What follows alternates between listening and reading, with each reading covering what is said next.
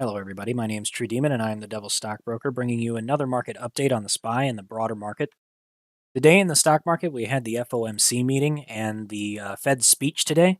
And just like expected, the Fed came out quite hawkish in their statements today. In the actual Fed meeting notes, the minutes described that the Fed was first putting out a 50 basis points hike, which was exactly what the market expected. And immediately upon printing out the minute statement, the market took a short drop. I'll quickly drop down to the 15-minute chart where we will pick apart everything that was going on throughout the day. Today, beginning at 11 o'clock, we saw the market dip quite severely, going about 15 minutes after the minutes came out. The market opened up that candle at $404.77 and closed at 439. It was a full 100 basis point drop in the SPY's value in a single 15-minute candle. 1 hour later, Fed Chair Powell stepped out onto the podium and began his speaking. And at this point, it was clear from the statements that the Fed was going to maintain a hawkish policy, increasing the interest rates into 2022, but more definitively in the statements made by Powell, especially in the Q&A section, he indicated that there would be no hope for any pivoting or decreasing in interest rates for the duration of 2023. Some questions and responses did cause the market to pop slightly, during which time Hell's Trading Floor was able to get a average down entry into some short positions. We averaged into short positions everywhere from $3.99 up to 450, and again at 402. These areas were all areas that we found additional liquidity to add to short positions for the market. And to be very clear, we entered these short positions with the expectation that this is the market top. And you can see from my short position tool here that we are entering this position with the expectation that we will be seeing 350 or lower over the long term.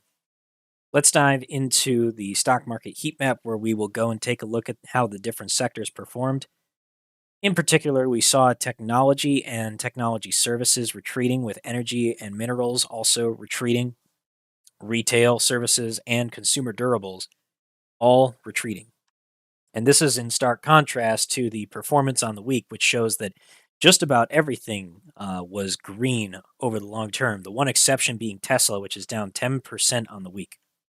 Zooming out to the daily chart, we see that we are effectively continuing our pattern of dropping down further below on this bearish megaphone pattern that the SPY has been creating since January of 2022.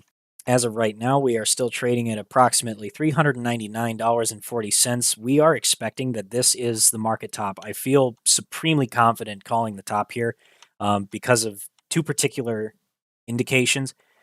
First is the ascending wedge pattern that we had been forming over the course of this last quarter, ever since September of 2022 and early October. We had this top and then our CPI print for October, which showed extremely good promise that CPI was, or that inflation was cooling when we came in with a much cooler CPI print.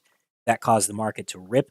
We got a tremendous rally, hitting tops at 190, again at 400, and yet again at 410. These market tops were consistent step ups to each major moving average, starting at the 100 period moving average on the EMA, the 200, and then slightly overshooting the 200 simple moving average when we hit 410. All these areas on this chart tell us that the market was showing continuous strength. I'll be adding my other indicators here, which will show that the market was growing weaker with each successive move. We had stronger moves here and here when the MACD escaped the price cloud on both occasions. And then we saw, finally, we got our first real rejection right here on the MACD price cloud oscillator. This top here at 410 showed a stiff rejection where the MACD rejected a crossover to the upside, and we saw the market sell off sharply. Now we've returned to this same level, and we have effectively double topped here. Moving over to the 1 hour so that we can inspect this a little bit closer, you can see that we have this very clear topping pattern directly at 410.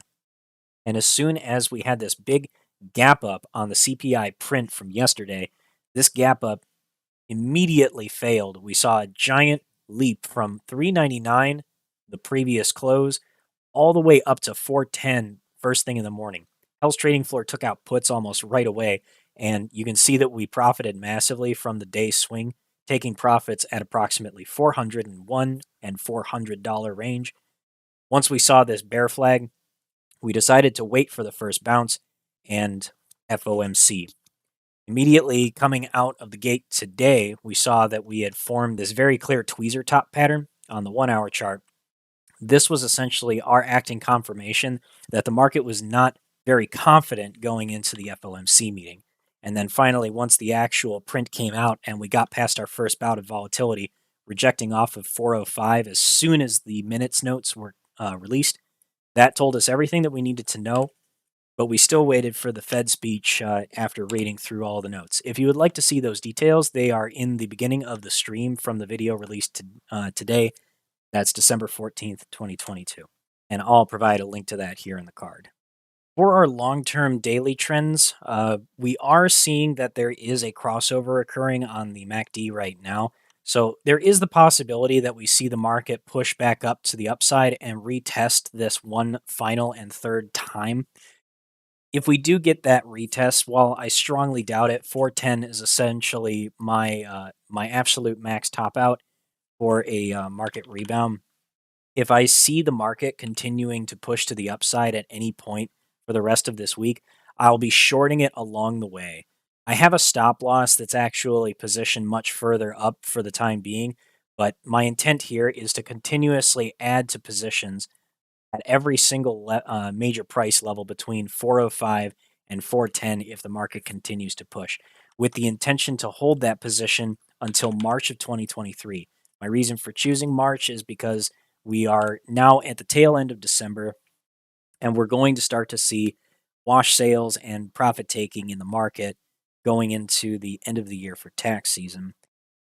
And while December traditionally is the most bullish month of the year, or one of the most bullish months of the year, even in bear markets, it performs extremely poorly in the final weeks, where we'll tend to see that profit taking and wash selling occurring at the very end in preparation for taxes.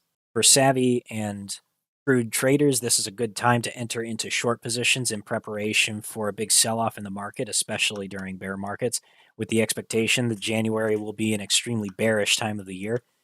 We've seen that throughout this entire year, there's been a consistent pattern of quarterly sell-offs occurring January, March, June, August, and now we're going for September.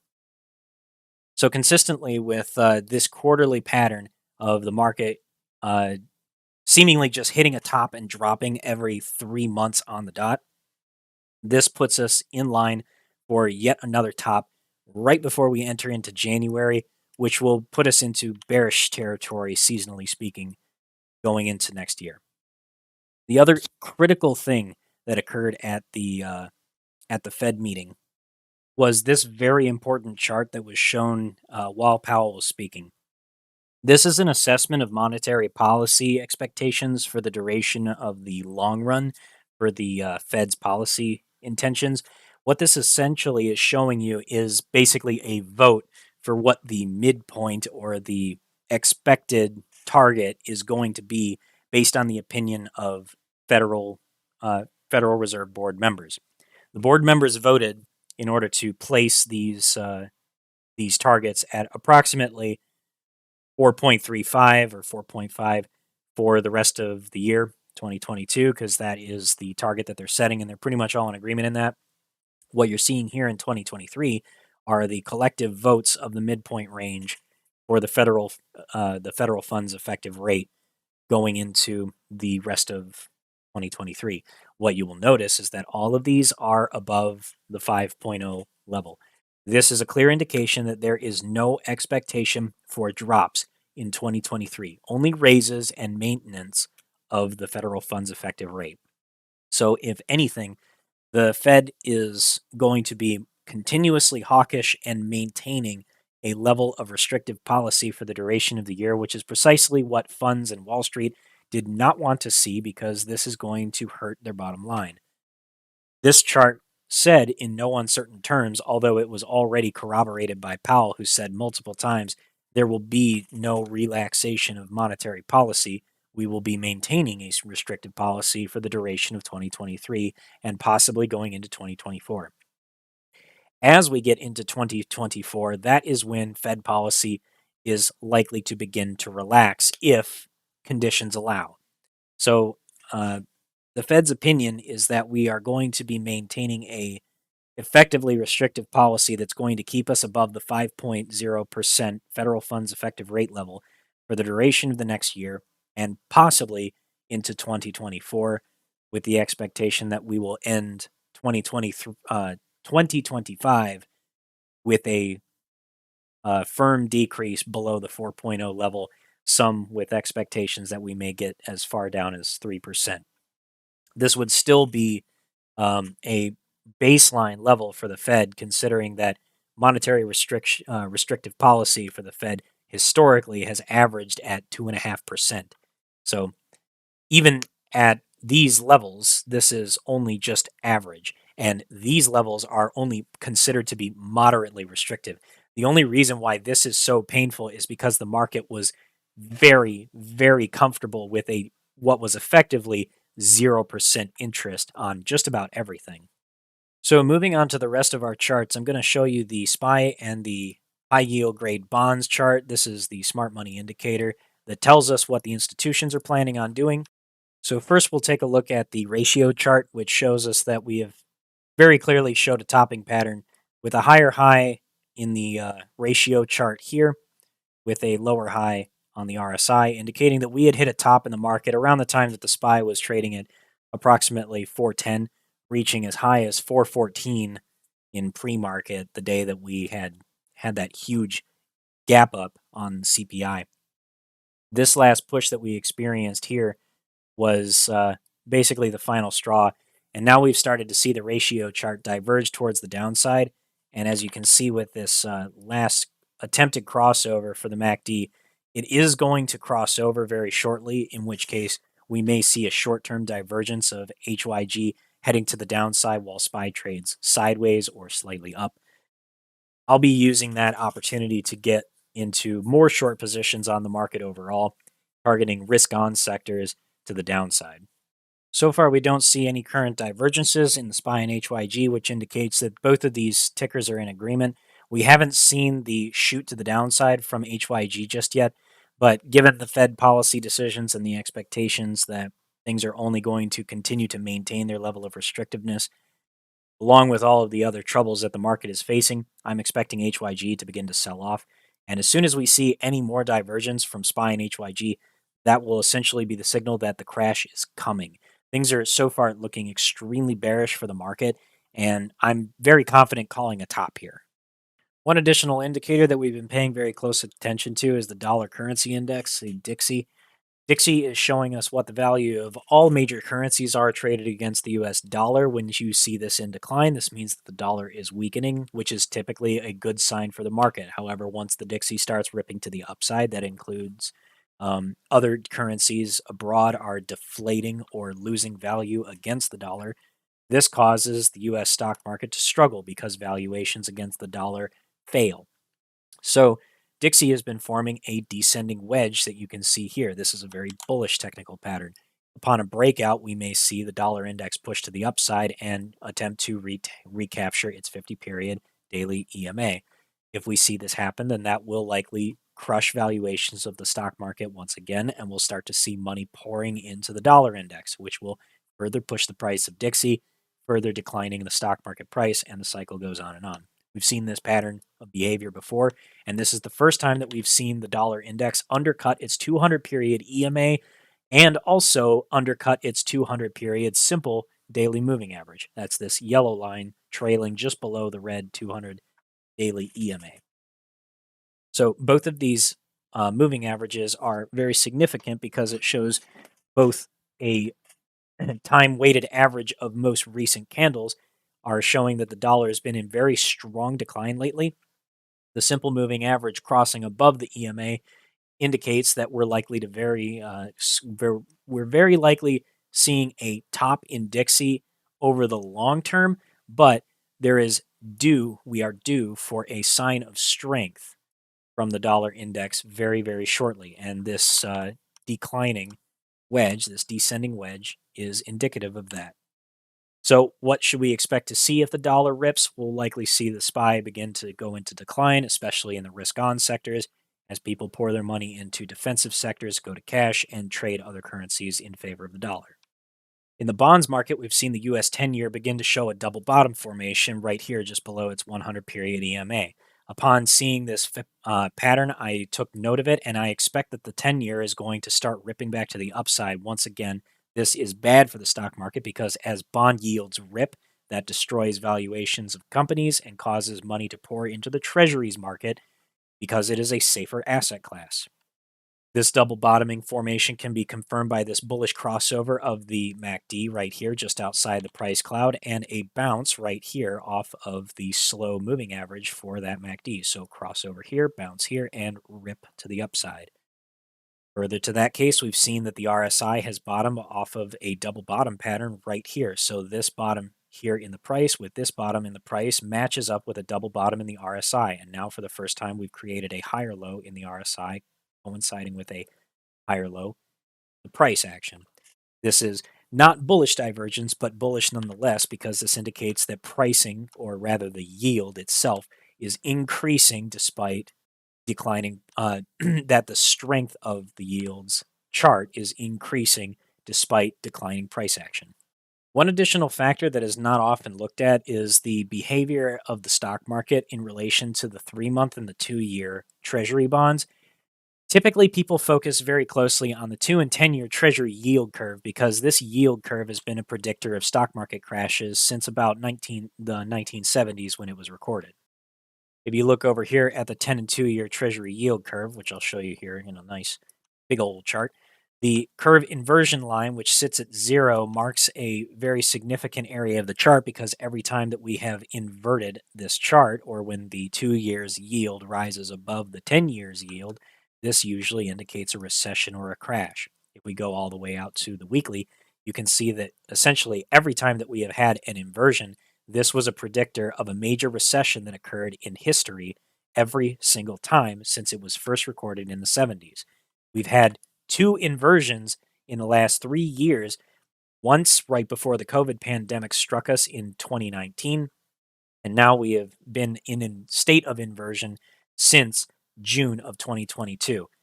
Technically speaking, we actually inverted a 3rd time, which was just for a very brief period of time in March of this year. But we can safely say now, and the Fed has agreed because Powell himself said it, that we are in a recession. It's just a matter of whether it is the difference of a mild or a deep one. In my opinion, I think that's truly understating the seriousness and the gravity of the problem, because right now we are in a serious recession. It's not a question of how deep it is. For me, the question is, are we in a deep recession or are we going into a depression? And if I were to consider the fact that we have never to date had an inversion as deep as we do today since the 70s and 80s, this is the lowest point in the chart that we have had in more than 2 decades. This is by far the worst recession we have experienced. And while I was not young enough to remember the 80s, I do remember the stories and the fallout that came out of it and the truly detrimental, devastating effects of the inflation that was experienced coming out of the 70s that was felt throughout the 80s, what that did to the housing market, what it did to job growth and unemployment, and what it did to devastate the world's economy in addition to just the United States. And this only came many, many years after a long-running bull market that was happening back in the 50s through the 60s. The U.S. market back then was fantastic and well within its capabilities to withstand the difficulties that it faced during the inflation and stagflation period of the 80s. We do not have that anymore. We have experienced multiple recessions, 3 giant recessions between the dot-com crash, the 2008 subprime crash, and now the COVID crash, as well as this current super bubble crash that we're experiencing right now. Never in our history have we experienced so much difficulty in fiscally and economically speaking in such quick succession. I'm anticipating a depression. And for that particular reason, I am looking very, very carefully at the XLRE Real Estate Sector Fund.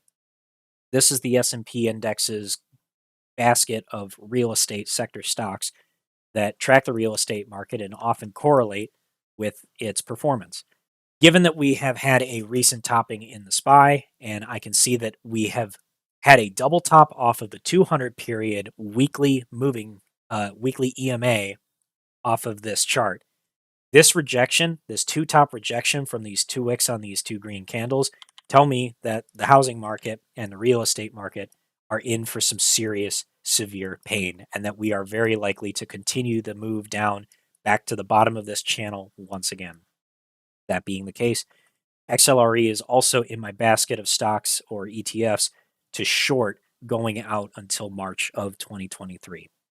In addition, I want to call out something extremely important on the XLE index. We completed the head and shoulders that I had drawn out. I haven't revisited this chart in more than 2 weeks. I drew this head and shoulders right about the time that we were forming this top here on the 1st of December, and I called out this head and shoulders pattern that we were starting to show a little bit of strength out of, and I was not convinced that we were going to rally from this point, and I suggested caution, even shorting the XLE index, which we did end up doing as soon as we saw this indecision candle cross below the 20 period EMA right here.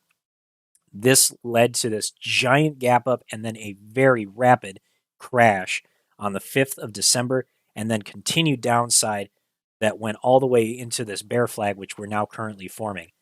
This bear flag looks even uglier, and considering that the energy sector has been roaring for the last couple of months, I'm extremely bearish on the energy sector now because this immediately crashed following the leading into the CPI report and is showing continued weakness after it was listed.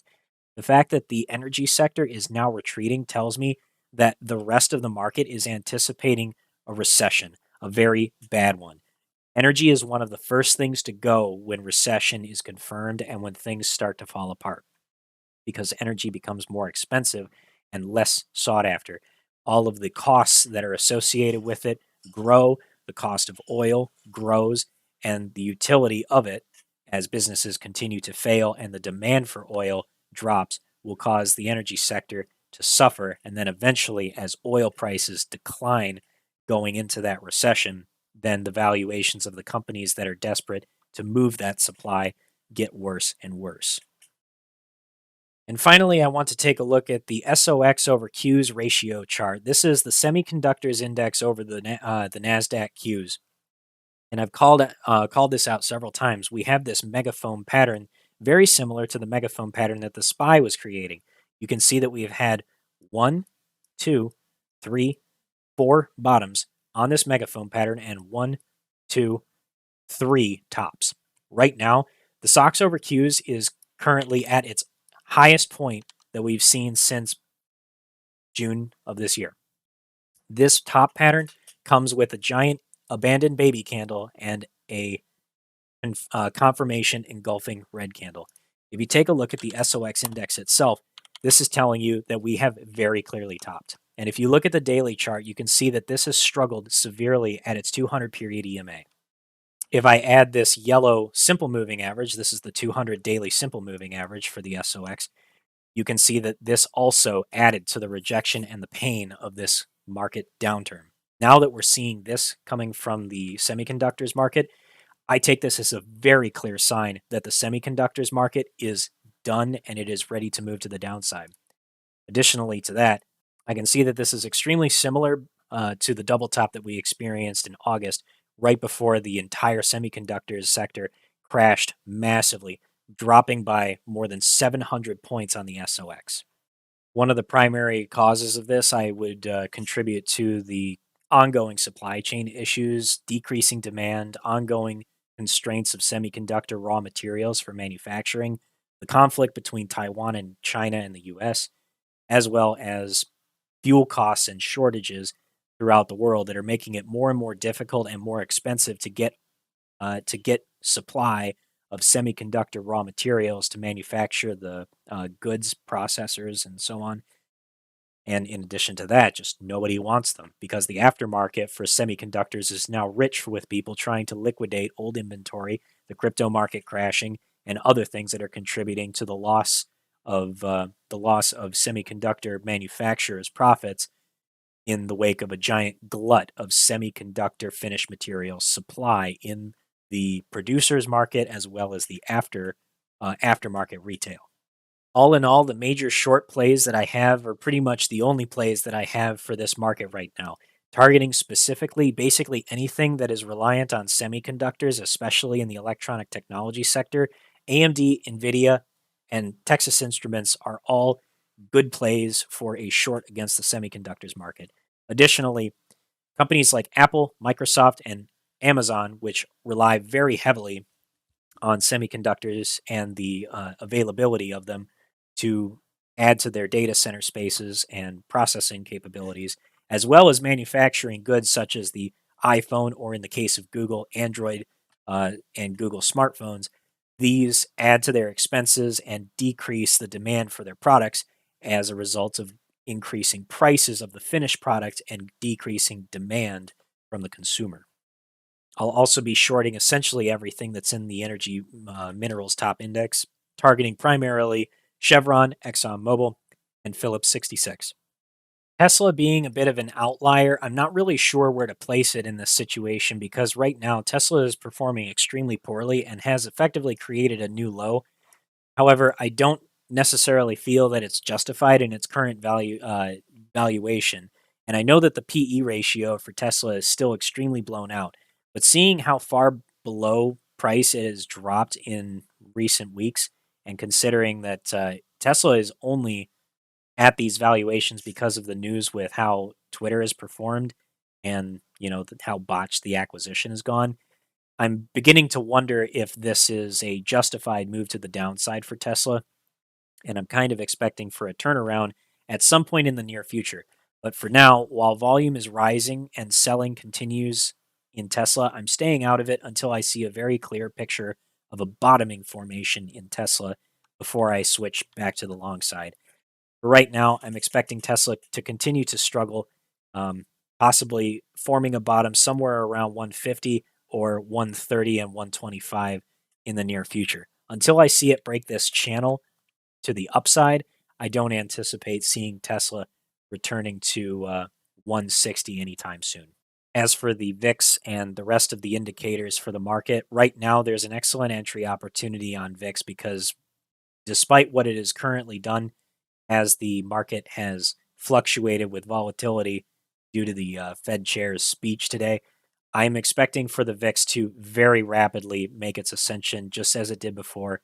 When we saw during August, the initial crash scared the absolute bejesus out of everybody. Then they relaxed very quickly, and then all of a sudden we started ripping back to the upside in quick order.